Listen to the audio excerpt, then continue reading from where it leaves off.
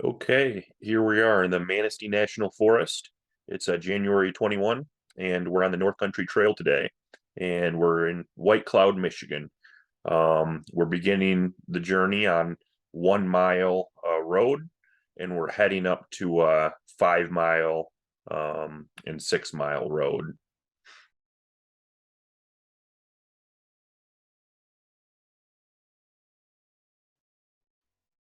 So I'm riding the Rad Power Bikes, Rad Rover 5. Um, I have two Rad Rover 5s and then one Rad Rover 4, and certainly a big fan of these bikes. Otherwise, I wouldn't have three of them. Um, just the versatility of them. You can do city riding, and trail riding as well. So I'm averaging about 15 miles an hour on this trip here. And it's a beautiful day for this ride. I was here a couple weeks ago, and it was uh, a bit icy and slippery and a little bit more dangerous. So today is certainly a nice day for it.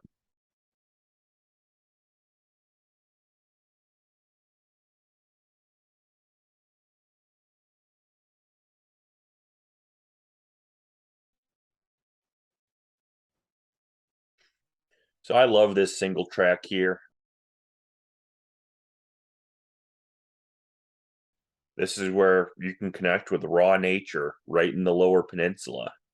You don't have to go up to northern Michigan or up to the UP. We're right here in White Cloud, Michigan, only 60 minutes north of Grand Rapids, and we're right in the middle of the national forest.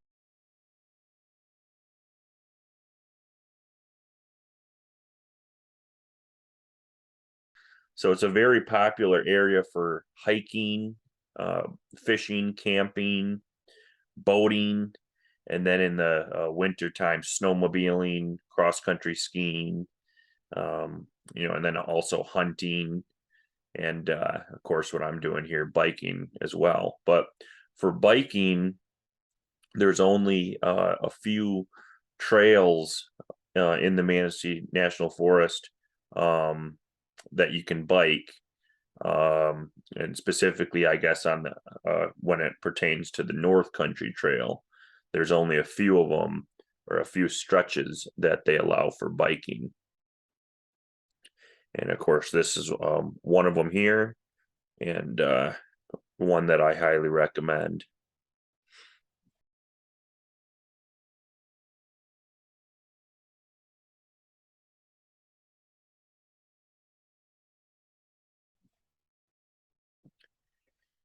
Now, a little bit of history on the Manistee National Forest. President Franklin D. Roosevelt established the forest in 1938, and the Civilian Conservation Corps employed young men during the Great Depression to replant trees in the forest. And so you'll notice coming up in a bit here, we're going to see many trees, even a bit right now where you can see there's rows of trees planted. And while you're riding through or hiking through, it just seems a little bit strange that the trees would be, so perfectly planted in rows.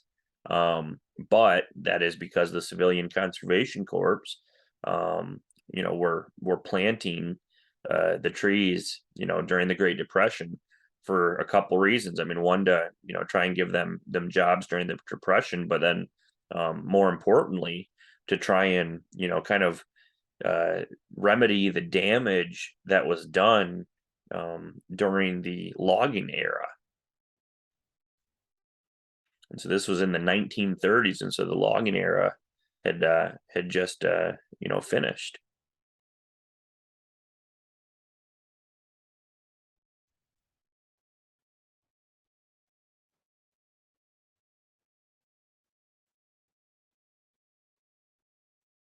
Now here we're coming to the bridge, one of the more iconic spots on this portion of the trail. The bridge over the creek. And this trail here, it's not a full loop. It is just, you're going one way and then having to turn around and come back that same way.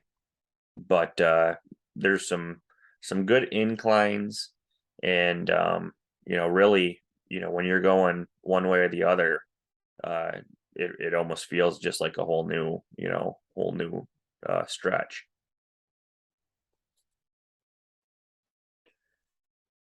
And you'll notice here there are a few kind of like uh, snowmobile trails as well.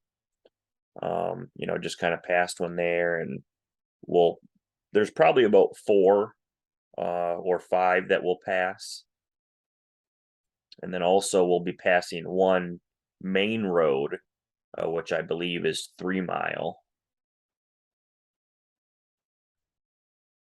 But other than that, we're not really not seeing any houses. Um, so it's truly an escape to nature here up in the Manistee National Forest.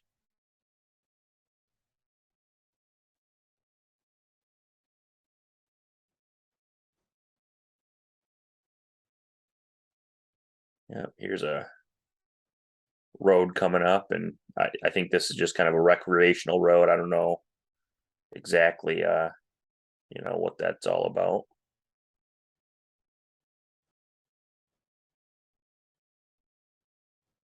A great single track trail though, perfectly groomed where um it's traveled enough where the trail is clear and apparent throughout. But it's also lightly enough you is where it's not overly ground in, and it's just overall just a smooth, very enjoyable single track out in the forest.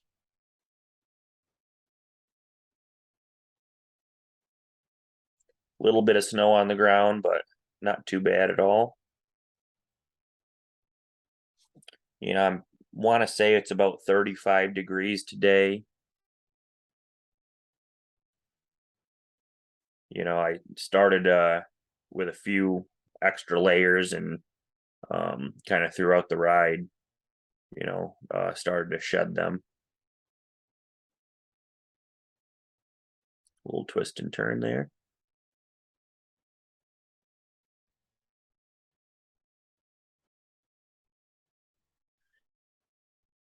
And the blue markers on the trees are, help clearly define the trail throughout the stretch. And, it's just, they do a good job keeping it up. I'll give them that. I believe the North Country Trail is mostly volunteer, based as far as, the upkeep. So thanks to those volunteers who are out here putting those blue markers on, because there's plenty of trees that fall, and so they always need to put new ones. So look at here, folks, these trees perfect, in perfect rows, and that's from the Civilian Conservation Corps. And these are red pine trees. Um, so the forest has a mixture of trees, and obviously we're seeing many different ones throughout our ride here. But there's hardwoods and pines, but red pine is the most common tree species in the forest, because that is the species that the Civilian Conservation Corps was primarily planting in the 1930s.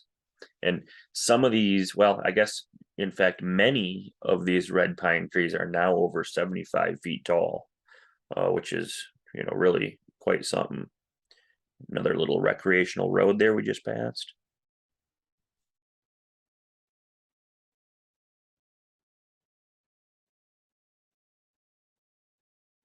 And you'll notice too, all these logs that have,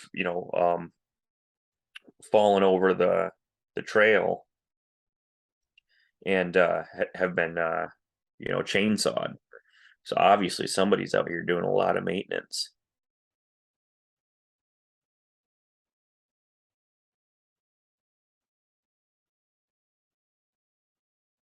Again though, I guess you come in when when the weather is nicer, and certainly you should expect to see quite a few other hikers and bikers. Um, but you come on a day like today, and only CDR Adventures is out here.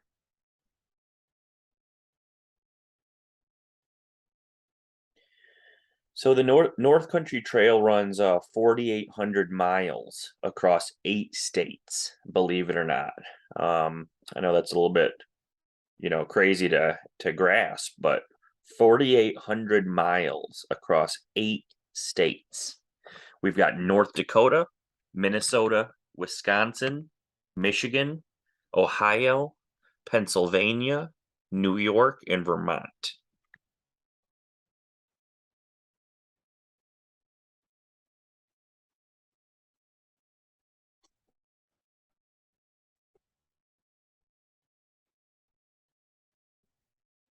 Here's some more red pines, and it's kind of neat to see the clear distinctions from kind of the clusters of trees here in the Manistee National Forest, where you can see the batches of red pines, and then other areas that are just a little bit more natural and ungroomed, I guess you could say. These red pines are obviously very intentional, just with the way they're in rows.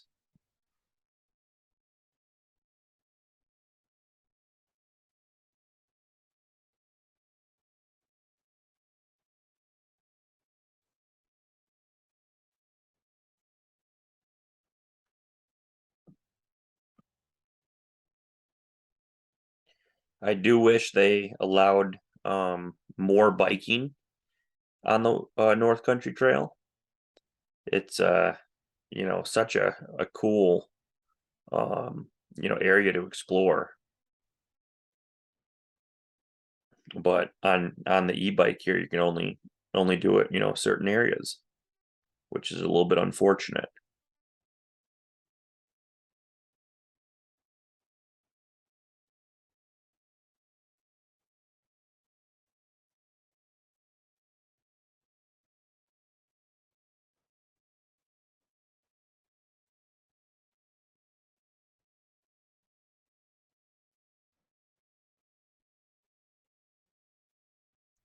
Yeah, I definitely need to tighten up my brakes a little bit. I can tell going down a couple of these declines here that they're a little loose.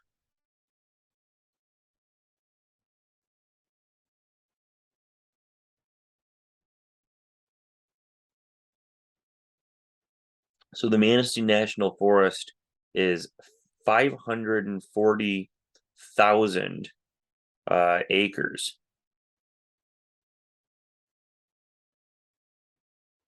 Quite something.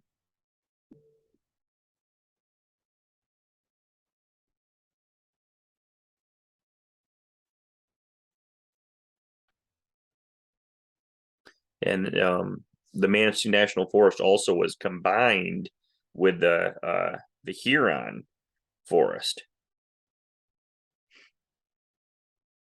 And so, technically the pronunciation is the Huron Manistee National Forest, but they're not even connected, which is a little strange. Here we have a hunting blind on some private property. Be a cool piece of land to own out here.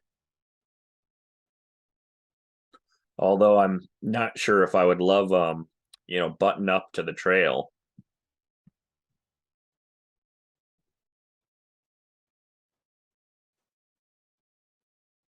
In a way, it's almost unfortunate to see that you have private ownership though, right in the Manistee National Forest, where you see those private property signs and then the hunting blind up where, nothing against hunters, but this is the Manistee National Forest. My understanding was that this was public land for, everyone uh, to enjoy. And I didn't realize that there was, actually public property rights here. I guess it certainly makes sense. I know there's a lot of rivers that run through here, and um, you know, you've got houses and things on those rivers. So here we are now to 3 Mile Road. This is kind of the main road that you pass through on this stretch of the trail.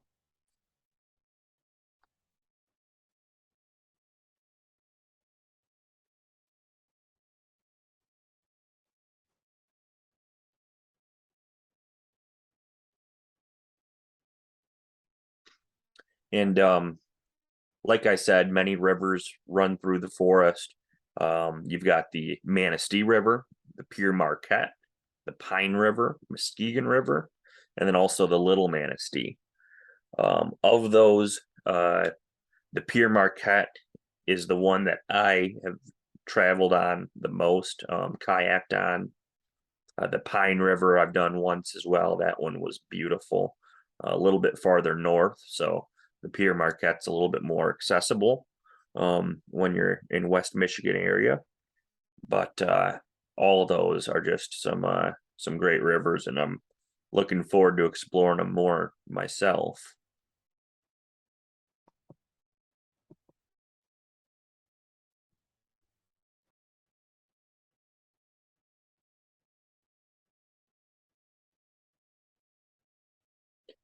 Nice thing about the e-bike is you got the throttle. You have pedal assist and throttle.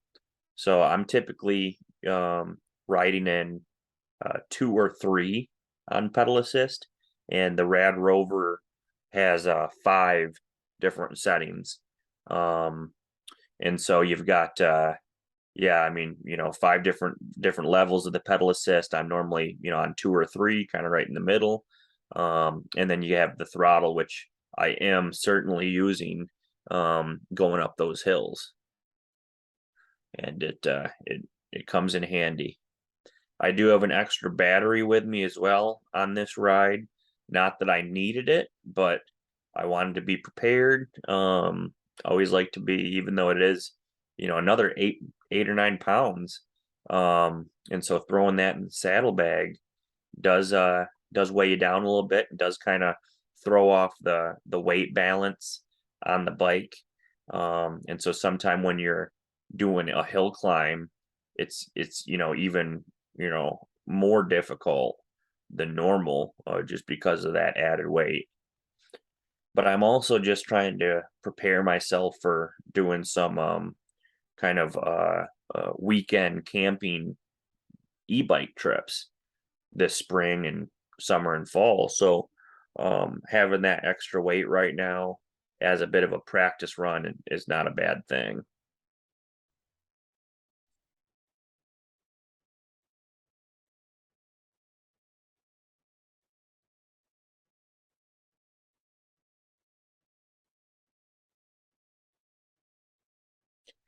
So one thing that's kind of neat too, and noteworthy, is that the Lumberjack 100, which is a 100-mile ultra endurance mountain bike race, is held annually within the Manistee National Forest. And I'm not quite ready for that yet, but maybe someday after years and years of practice, perhaps I will be.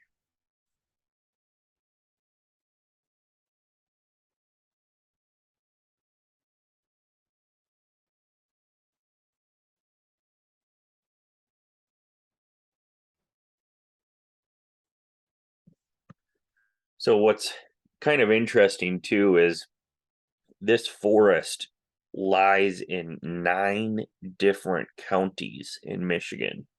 And I was quite surprised to learn that. For some reason I just kind of associated the forest with 3 or 4, and certainly not all of them have large portions.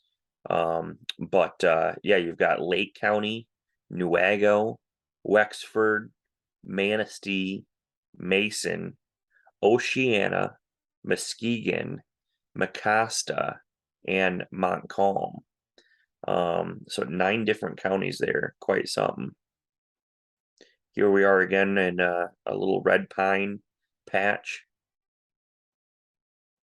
A little bit more snow on the ground over here too. It's kind of interesting to see how that has changed throughout the ride.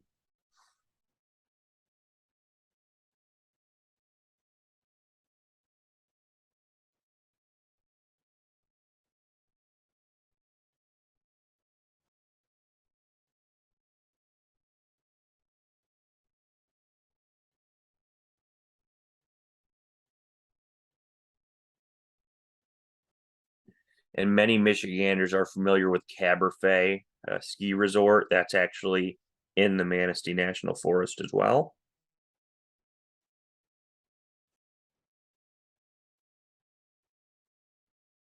Really a great spot for adventure seekers here in the Lower Peninsula.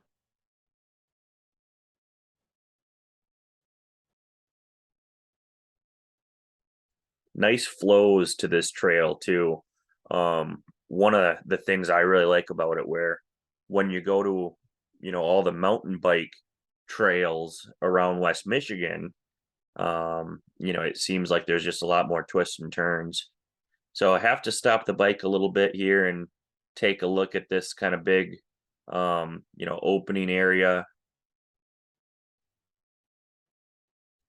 Very pretty.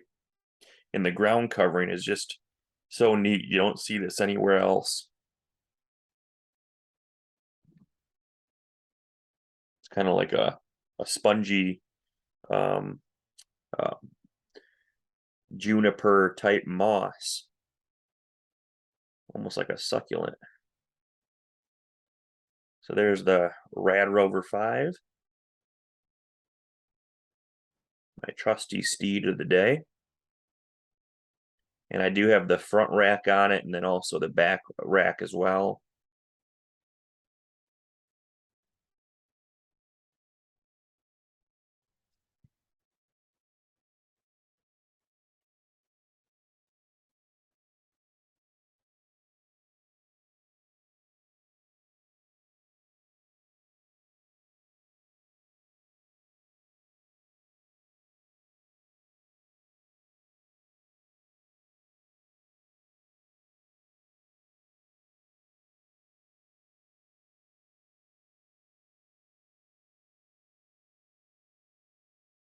One thing I've considered doing, oh, gotta go underneath another tree here. But one thing I've considered doing is actually packing a little lunch, throwing that in the saddlebag.